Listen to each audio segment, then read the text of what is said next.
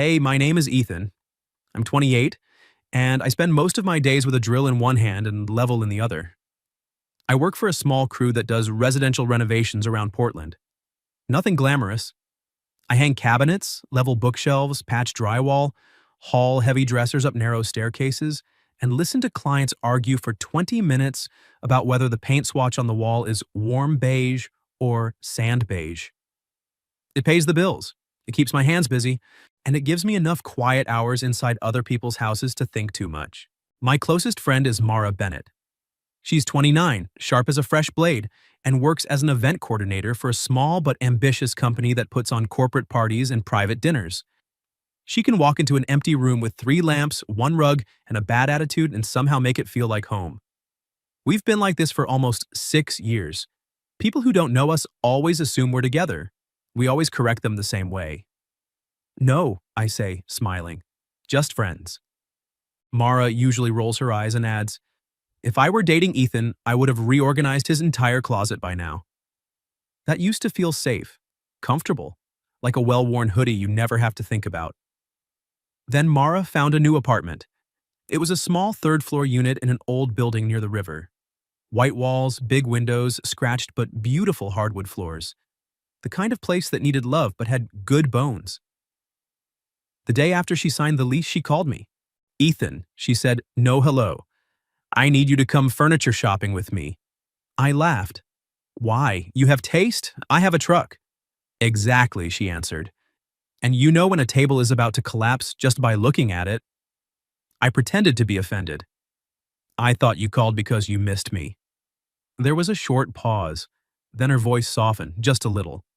I do, but the truck helps. Sunday morning I picked her up in my old pickup.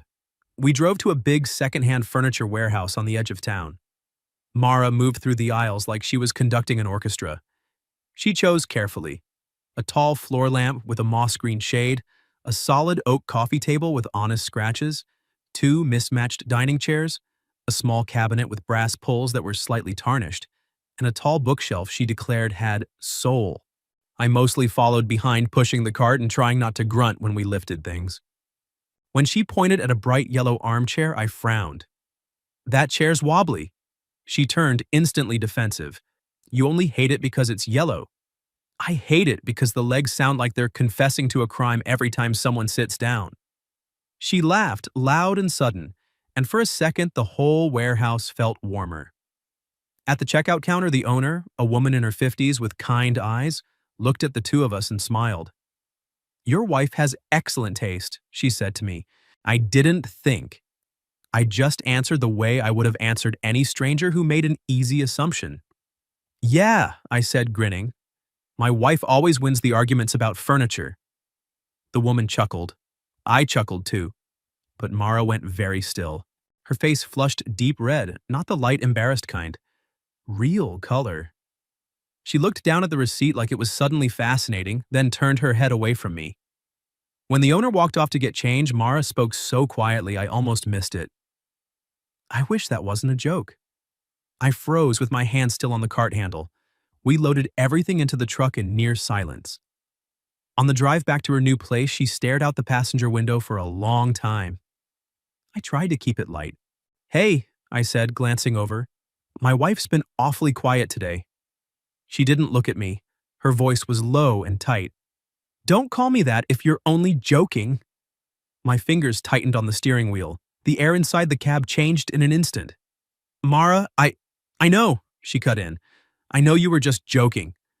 She said it like someone trying to convince herself it was true. When we reached her building, we carried everything up 3 flights of stairs. The rest of the afternoon we spent putting the apartment together. I drilled. She handed me screws and corrected my angles with the precision of someone who had spent 6 years making sure every detail at an event was perfect. When I finished hanging the bookshelf, she stood back, arms crossed, and announced it was crooked. It's not crooked, I said. Ethan, I organize events for extremely particular rich people. I know when something is crooked. I checked it with a level. The bubble was off-center. She gave me that small, satisfied smirk she gets when she's right. Don't say it, I warned. She shrugged. I didn't say anything. Your face is holding a press conference. That made her laugh again, and for a little while the strange tension from the store faded into the background of hammers and laughter and the smell of new wood. By evening, the apartment had shape. The moss green lamp glowed in the corner. The oak coffee table sat in the middle of the room. The bookshelf stood straight against the wall. A new rug softened the floor. It looked like her. Warm, a little messy, full of personality, and prettier than she ever gave herself credit for. We sat on the floor eating pizza straight from the box because the chairs were still dusty. Mara looked around slowly, then said, very quietly, "Thank you." I tried to keep it casual. "For the truck?" She kept looking at the room. Her voice dropped even lower. "For being here." The words were small, but they landed heavy. I remembered the way she'd whispered in the store. I wanted to ask what she really meant by, "I wish that wasn't a joke." I wanted to ask if she felt the same shift I was starting to feel, the one that made my chest tight every time she smiled at something I said. But before I could open my mouth, my phone buzzed. My crew chief was texting about an early start tomorrow. The moment slipped away. I drove home that night with the windows down, the city lights blurring past, and a strange, heavy feeling in my stomach. Like I had just walked past an open door without realizing it was there. And now, for the first time in 6 years, I wasn't sure if I would ever get another chance to step through it. The next 3 days were quiet in a way that felt wrong. Mara had always been the kind of person who filled my phone with random things. A photo of a weird plant she saw on her way to work. A meme about ugly apartments.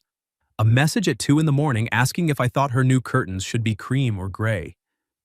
Sometimes she would just text to scold me for owning only one blanket, like that was a crime against humanity. But after the furniture trip, her replies shrank to almost nothing. I sent her a message on Monday afternoon. Did the moss green lamp survive the night? 4 hours later, she answered, still alive. Tuesday, I tried again. Has the bookshelf crushed you yet? Just no would have been fine, she wrote back. One word, no period, no emoji, nothing that sounded like her. I stared at my phone for a long time after that, sitting in my truck during lunch break with grease still on my fingers. I kept replaying the moment at the checkout counter.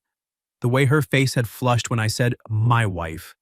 The way she whispered, "I wish that wasn't a joke."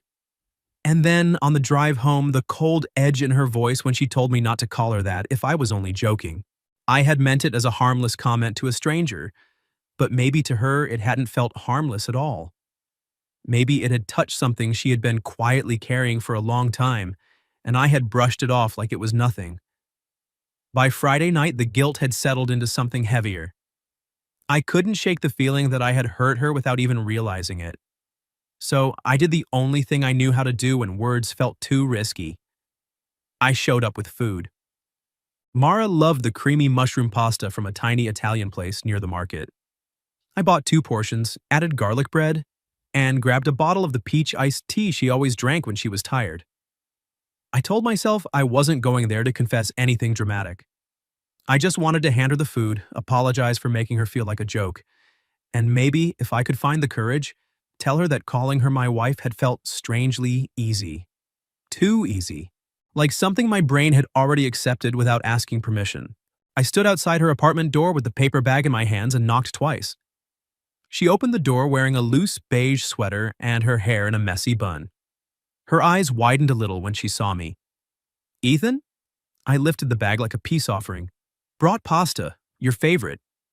Before she could answer, a man's voice came from inside the living room. "Mara, who is it?" I looked past her shoulder. A guy was standing up from the couch. Mid-30s, clean white button-down, expensive watch catching the light from the new lamp we had hung together. He looked like the kind of man who had never carried a bookshelf up 3 flights of stairs in his life. Mara hesitated for half a second, then turned back to me with an expression I couldn't quite read. "This is Julian Pierce," she said, her voice a little too bright. "My new boyfriend." The bag in my hand suddenly felt much heavier. "New boyfriend?" I repeated, because my brain needed the extra second to catch up. She avoided my eyes. "Yeah, we reconnected recently." Julian walked over, smiling the smooth, polite smile of someone who was used to being liked immediately. He looked me up and down in one quick sweep. My work shirt still had sawdust on it. My hands had small cuts from earlier that week. My boots were scuffed. I was holding a cheap paper bag of takeout. He extended his hand anyway. Ethan, right? Mara's mentioned you helped her set up the place. I shook it. His grip was firm but brief. Yeah, I said, that's me. Julian glanced at the bag. You brought dinner. That's thoughtful. But I was actually about to take Mara out tonight. Mara looked at me like she wanted to say something, then didn't. I set the bag on the small table by the door, keeping my voice even. No problem, it'll keep until tomorrow. I should have left right then. But Julian looked around the apartment and said something that made me stop.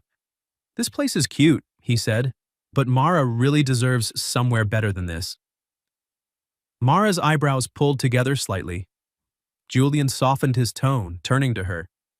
I just mean you deserve a safer, nicer neighborhood.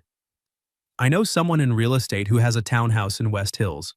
Great price, good terms. If you're open to it, I could help with the paperwork. I turned to face him directly. She just moved in here. Julian smiled at me like I was a child who didn't understand how the world worked. I know. Sometimes people settle for temporary places because they don't realize they can have better. The words sounded caring on the surface. But I saw the way Mara's eyes flicked around the room we had spent the whole afternoon building together. The lamp she chose, the bookshelf I had fought to hang straight, the rug she had picked because the colors felt right. Julian was making all of it sound small. I kept my voice calm. What's the contract situation on that place? Whose name would it be under? What's the interest rate? Is the deposit refundable if something falls through? Julian's smile tightened just a fraction. You in real estate too? No, I said. I fix houses. I know enough to be careful when someone drops great price through a friend into a conversation. Mara's voice cut in, sharp. Ethan, you don't have to talk like that. I looked at her. I'm just trying to make sure you're careful. Or, she said, and her eyes were suddenly colder than I had ever seen them. You just don't like that I have a new boyfriend. The words hit harder than I expected. I swallowed. Mara, that's not... Julian placed a hand on her shoulder, gentle but possessive. It's okay, he said to her, loud enough for me to hear. Some friends have a hard time when things change. I stared at his hand on her shoulder. She didn't move it away. I took one step back. I just came to drop off the food. Mara glanced at the bag, then at me. Thank you. 2 words, polite, distant, like I was a delivery guy. I turned and walked out. The door closed behind me with a soft click. I stood in the hallway for a moment, listening. Julian's voice drifted through the door, low but clear. See? He acts like he has the right to decide for you. I didn't wait to hear her answer. I walked down the stairs, got into my truck, and sat there with the engine off for a long time, staring at the steering wheel. For 6 years, I had been the person she called when she needed help moving furniture or when she couldn't sleep. Now there was someone else in her apartment, someone polished and confident who was already trying to convince her that the home we had just built together wasn't good enough. And the worst part was, I had no right to feel this way. I had spent years calling her my friend. I had spent years laughing off every assumption that we were more. I had made the joke about her being my wife and then immediately walked it back like it meant nothing. Now she had someone who wasn't walking anything back. I started the truck and drove away, but the image of Julian's hand on her shoulder stayed with me the whole way home. I tried to stay out of it for 2 days. Mara was a grown woman. She could date whoever she wanted. She could make her own mistakes. She didn't need me hovering like some overprotective older brother. That's what I kept telling myself every time I picked up my phone and almost texted her. But the image of Julian standing in her living room, casually suggesting she deserved better than the apartment we had just finished together, wouldn't leave me alone. I had been in enough houses and talked to enough real estate agents over the years to know that great price through a friend and I can help with the paperwork often came with hidden strings, especially when it was aimed at someone who had just moved into a new place and was still figuring out what stability looked like. Saturday morning, I called Owen, an old buddy who sold building materials and knew half the real estate crowd in Portland. He picked up on the second ring. Owen, I said, skipping small talk, you ever heard of a guy named Julian Pierce? There was a short pause. Then Owen let out a low whistle. Ethan, tell me you're not thinking about doing business with that asshole. My stomach dropped. Why? What do you know? Owen spent the next 10 minutes telling me exactly why I had a bad feeling. Julian had been running variations of the same scam for a couple of years under different company names, the latest being something called JP Urban Homes. He targeted women who were new to the city, recently divorced, or just starting over. He would show up charming, mention insider deals on townhouses or condos, offer to fast-track the paperwork through a trusted financing company, and ask for a sizable deposit to hold the unit. A lot of the properties weren't even his to sell. Some were already under contract with other agents. Some didn't exist at all except in old listing photos he pulled from the internet. The consulting fee was never refunded. One woman had lost almost $18,000 before she realized what happened. The case was still sitting in small claims court because Julian's contracts were deliberately vague, written to look like investment connection fees rather than standard real estate deposits. I asked Owen if he had proof. He sent me photos of old business cards, screenshots of warning posts in local real estate groups, and a PDF of the complaint from the woman who got burned. I stared at my phone for a long time after we hung up. If I took this to Mara right now, she would probably think I was making it up out of jealousy. I needed something more solid. Something she couldn't dismiss as me being bitter that she had a new boyfriend. Sunday afternoon, I drove out to the West Hills address Julian had mentioned. The neighborhood was exactly what he had described. Clean streets, young trees, rows of new townhouses. The unit he talked about had a big for sale sign from one of the largest legitimate brokerages in the city. No mention anywhere of special internal financing or Julian Pierce. I called the number on the sign and pretended I was interested. The agent who answered, a woman named Patricia, told me the property already had 2 scheduled viewings that weekend and had never been part of any private financing program. When I casually dropped Julian's name, she went quiet for a second. Then she asked, "He's circling again?" We met at a coffee shop near the development 20 minutes later. Patricia showed me an email from another client Julian had approached last year. Same pitch, same fake urgency, same request for a large, good faith deposit that disappeared into a shell company. She hadn't been able to press charges successfully because the paperwork was too slippery, but she had been quietly warning other agents ever since. I asked her one direct question. If I have a friend who's being targeted right now, would you be willing to confirm it to her face? Patricia looked at me for a long moment. Has she given him money yet? Not that I know of. Then you need to move fast. That night I texted Mara. I need to talk to you about Julian. It's important. She didn't answer for almost an hour. When she finally did, her message was short and cold. Ethan, I don't want to hear you badmouth him. I typed back, I have proof. She didn't reply after that. I drove to her apartment anyway. It was a little after 9. The living room lights were on. I knocked and waited.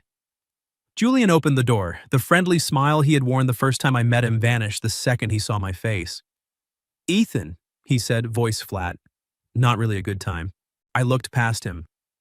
Mara was sitting at the small dining table with a stack of papers in front of her.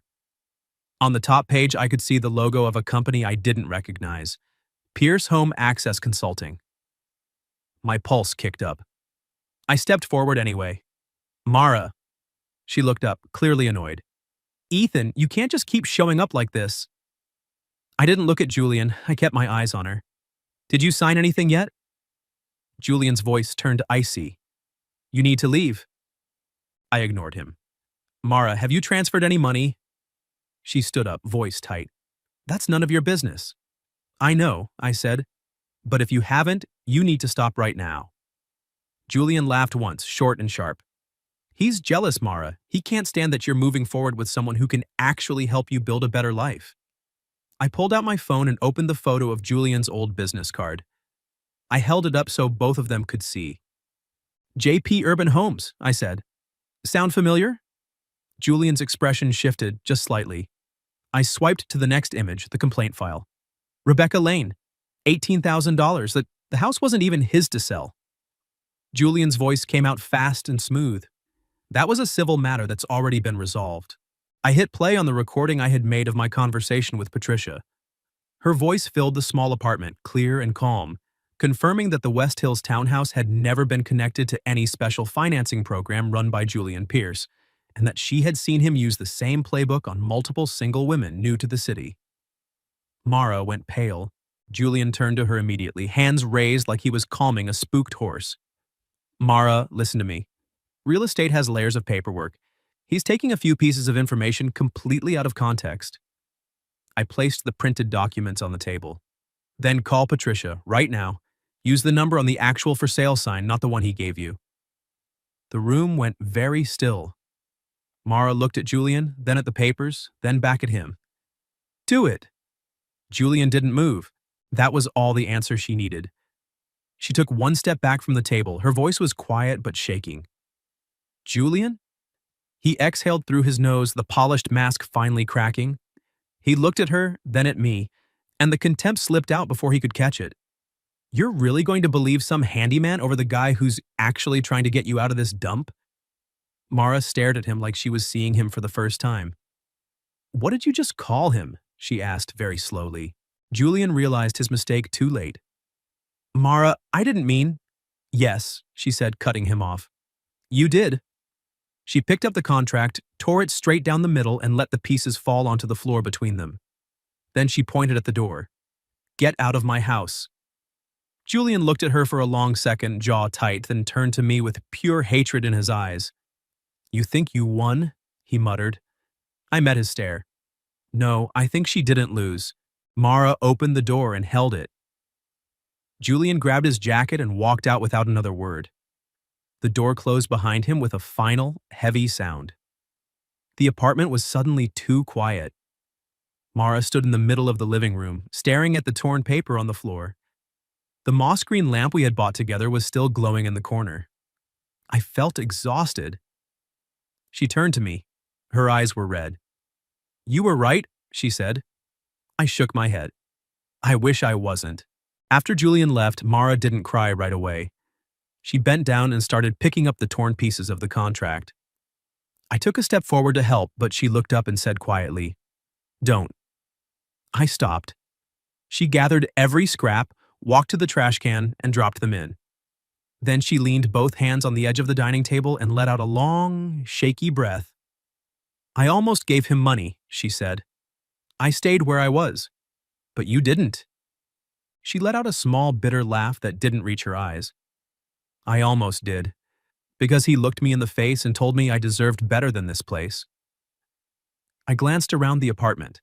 The moss green lamp, the oak coffee table, the bookshelf I had spent an hour making sure was perfectly straight. Every single thing in here had been chosen by her, touched by both of us. None of it felt temporary or second-rate to me. He wasn't selling you a house, I said. He was selling you the idea that your life right now isn't good enough yet. Mara kept her eyes on the table. Her voice dropped lower. And I bought it so fast. I answered without thinking. Because he hit the exact spot where you're already hurting. She lifted her head and looked straight at me. Do you know where I'm hurting, Ethan? I didn't answer. I couldn't. She pushed off the table and took a few slow steps closer. I hurt because that day at the furniture store, when you called me your wife, I felt happy.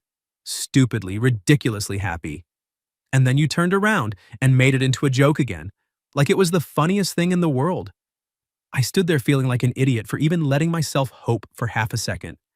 Her eyes were shining now, but she kept going. Then Julian showed up. He said all the right things at exactly the right time. He made me feel chosen, clear, not confusing, not like someone you call wife and then immediately laugh about. I swallowed hard. My throat felt tight. Mara, she shook her head. No, let me finish. I stayed silent. She looked around the room again at everything we had built together in one afternoon. Julian wasn't the first person to make me feel small about this place. I did that to myself the second you walked it back like it meant nothing. I told myself I was stupid for reading into it. And then someone else came along and told me I was right to want more. So I almost believed him. I took a breath and finally spoke. I'm sorry. She met my eyes. For what? For using a joke to touch something real and then getting scared when you reacted like it mattered. Mara didn't move. I kept talking because if I stopped now, I might never say it. That day at the store, I didn't say, my wife, because it was funny. I said it because it felt easy. Too easy. And that scared the hell out of me, so I laughed it off. I told myself we were just friends, like we've been telling everyone for 6 years, but the truth is, I've been lying to myself longer than that. She took another small step forward. I don't want to be the guy you only call when you need help hanging something or when you can't sleep. I don't want to be the spare key holder. I don't want to stand on the outside of your life pretending that's enough. My voice dropped lower.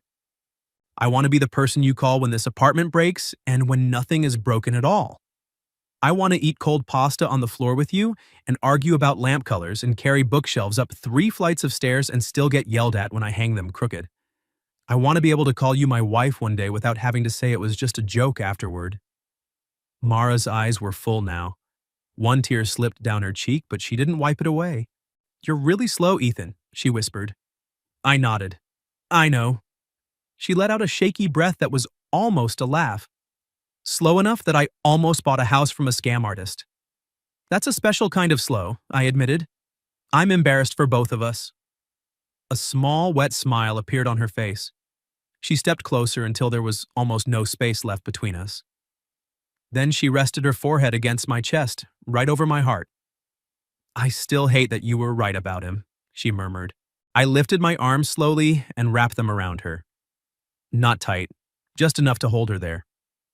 I hate that I was right too. We stood like that for a long minute. The only sound in the apartment was the quiet hum of the new lamp and the distant traffic outside. After a while, she spoke into my shirt. Is the pasta still good? I smiled against her hair. Probably cold by now. I'm hungry. I can heat it up.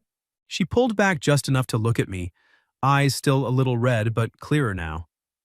And you're not fixing anything else tonight.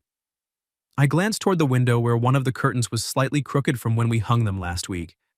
Unfortunately, I already noticed the curtain rod is off by half an inch. Ethan. I raised both hands in surrender. Okay, no fixing, I swear. She let out a real laugh this time, small but genuine, and leaned back into my chest. For the first time since that day at the furniture store, the air between us didn't feel like it was full of things we were both too scared to say out loud. We still had a long way to go. She was still hurt. I was still the idiot who had taken 6 years to figure out what he wanted. But standing there in her half-finished apartment, holding her while the pasta got cold on the counter, I finally felt like we were on the same side of the door instead of standing on opposite sides of it. And that was enough for tonight. Mara filed a report the next morning. Patricia sent over everything she had, Owen added what he knew from the real estate community, and 2 other women who had been targeted by Julian came forward after hearing what happened. He didn't vanish overnight, but the net around him started tightening. For the first time, his usual escape routes were being watched. Mara didn't cry much after that. She just got very quiet for a while. Not because she missed him. Because when someone lies to you that smoothly, it makes you question every choice you've made. She kept saying she felt stupid for almost falling for it. I kept telling her she wasn't stupid. She was just tired and lonely, and he knew exactly which buttons to push. She didn't believe me at first, so I stayed. Not with big speeches or dramatic gestures, just quietly present. I replaced the lock on her front door with something stronger. I installed a simple doorbell camera. I went through her lease line by line to make sure everything was solid. On the nights she didn't feel like cooking, I brought pasta and sat on the floor with her while she picked at it. When she was too ashamed to talk to anyone else, I sat there in silence until she was ready.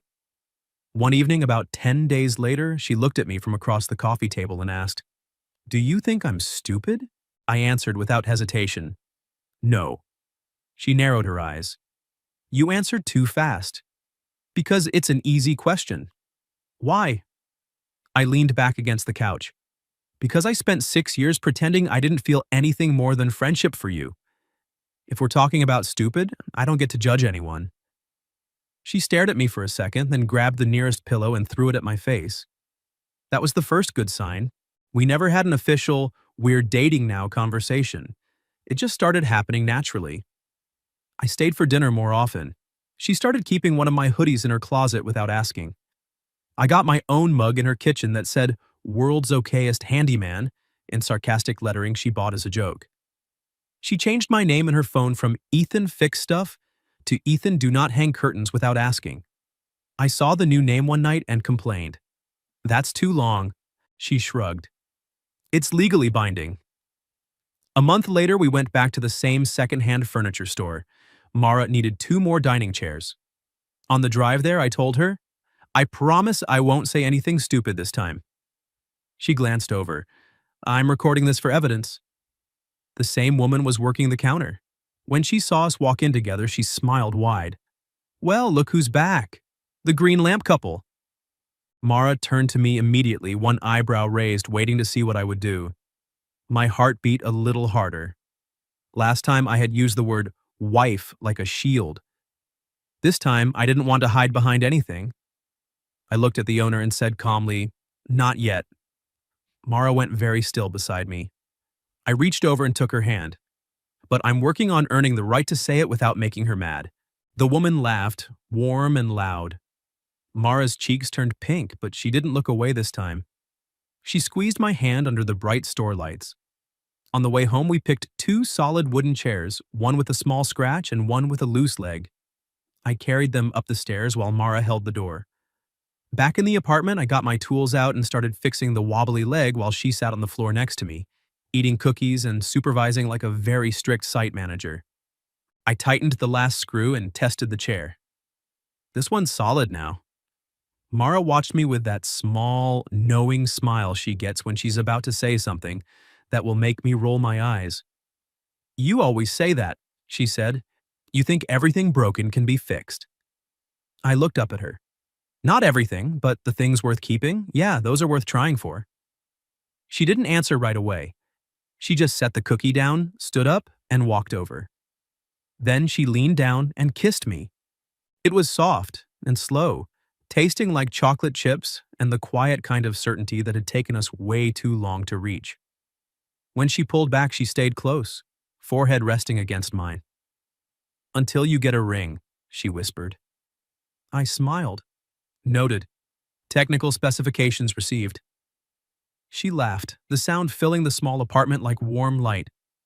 I looked around at the space we had built together.